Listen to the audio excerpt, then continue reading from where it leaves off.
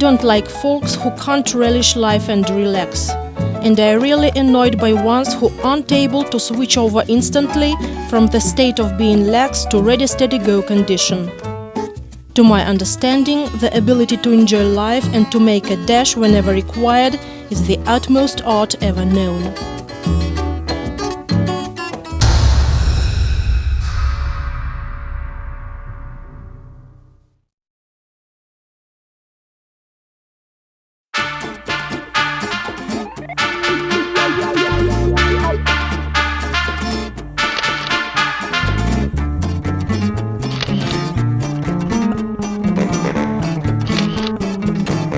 When Kate and me descended from Yellow Ridge, Yura and Oleg, the judges of the festival, blamed us for spending too much time at the Belamed station.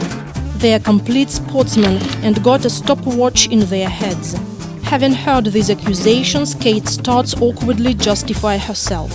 As for me, I try to laugh the matter off. We aren't guilty at all. Why on earth to justify ourselves? What's the use of explaining obvious things? What for to explain that you are going to climb such a great mount via a really tough route? And with such an outstanding mate like Kate. Why to explain that last 6 months you've been waiting for this climb, and now you want to enjoy the every moment of this climb, to savor it like old season wine. You really wanted to enjoy it, but not to run up like mad, keeping in sign only ropes and gear. There will be some other mountains, some other routes, some other mates, but these instant feelings will never come again. Any feeling, any emotion live just once and never come again. They never revive. That's why we didn't rush down. Why to rush? The weather was marvelous and we could descend well before the darkness. Oh, I've quite forgotten points, marks, grades. Is it really significant for us? Our immediate task was to make the routes we intended to climb, and all other things like competitions and festivals lost their significance and became something like background, like framing. We've selected for ourselves 3 of the most spectacular lines at Trechyne fitting our expertise and skill. We were set to climb them irrelevant of ratings, points and official procedures.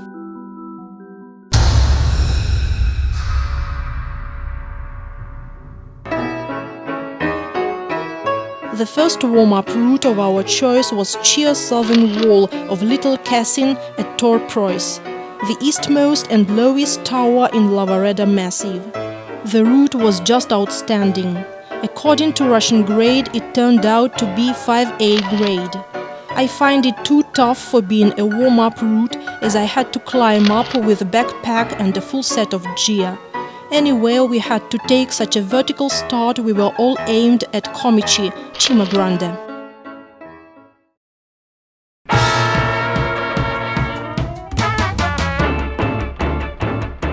According to the climbing schedule, the next route was Yellow Ridge at Cima Piccola, the vertical line up the southern ridge of towering Anti-Cima.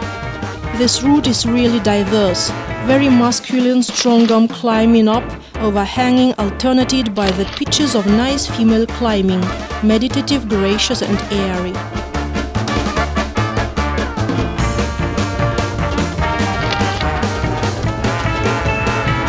I liked Yellow Ridge more than Little Cassin. Probably after warm-up Cassin we felt ourselves more confident and fit. Sure, I realized that all climbing for pleasure was over now. The next climb scheduled was Comici, very tough route having not a single pitch of female climbing associated with softness and tenderness. Nothing for pleasure like Little Cassin or something like that. To climb the northern wall, the female team should have a full load of a male spite and an inner aggression. Every day from the very beginning of our stay in Italian Alps, myself and Kate nearly meditated on the northern wall of Cima Grande. Actually, we were trying to stir up in ourselves the needful motivation and an inner aggression I've told about. Anyway, it was a fearful experience.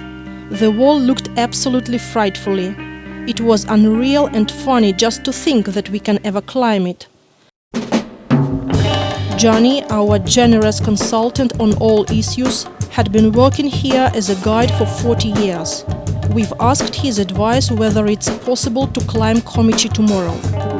He answered that it's going to be very cold, but okay, we can set off. But the day after tomorrow, he added, the bad weather will finally set, and there will be no chance to climb Komichi. For ourselves, it meant just one thing: tomorrow or never.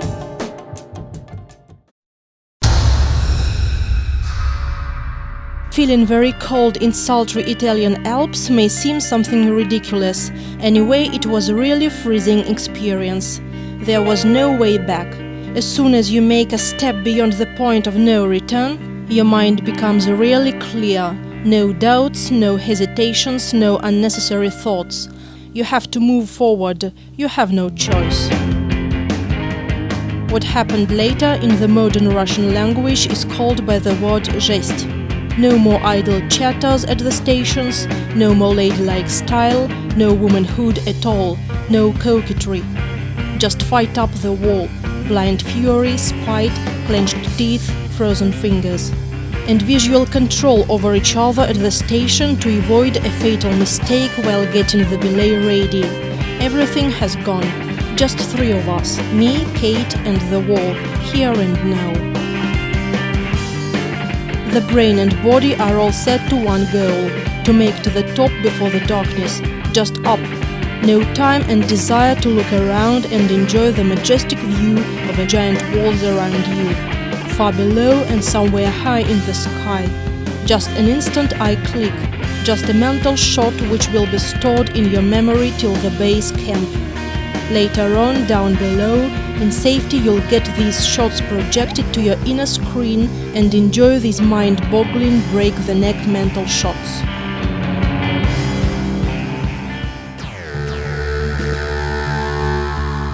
Having climbed 7 crux pitches, we've reached more or less easy pitch, which according to the description is done relatively fast. Having looked at it more closely, we realized that it's not going to be fast, but right on the contrary, very slowly.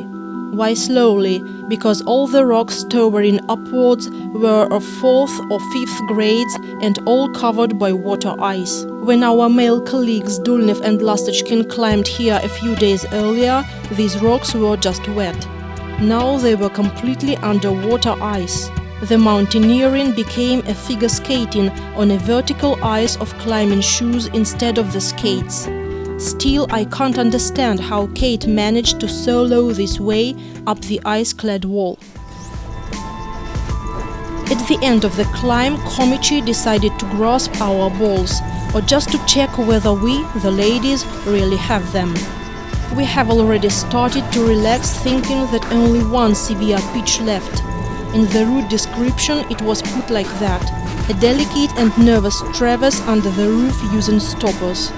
After that another easy pitch and one reaches the main terrace of Lavareda. In reality it turned out to be an alpine thriller. We got stuck under a black narrow dihedral with overhanging bulge. Its walls were absolutely smooth and covered by a layer of water ice. No way to the left, no way to the right. No chance to rappel as the wall is overhanging. The only variant left was to climb up. No other variants, no one. Somehow we managed to get through. How? Probably God knows. Silently. Frankly speaking, some words jumped from the tongue, but these words remained beyond the scene. So we rushed out to the Lavareda trap and got to the top of the mount. We felt so much awaited feeling of freedom. The poignant emotional strain we felt continuously for 12 hours became weaker and then released completely. The life got so easy again.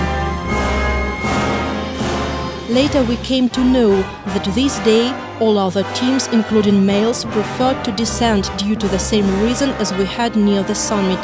The rocks all over were glazed by water ice.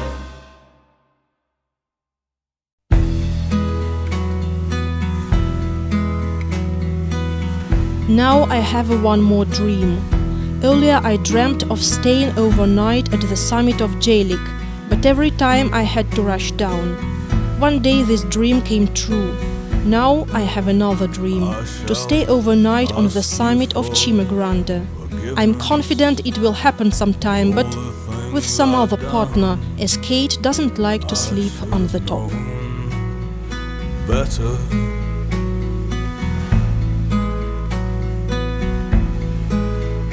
But I won't ask for love nor shelter. Think of me as the one to remain unknown.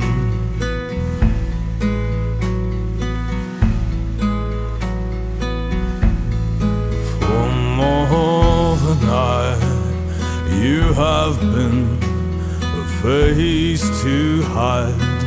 You have become a name to forget. The flowers we sent you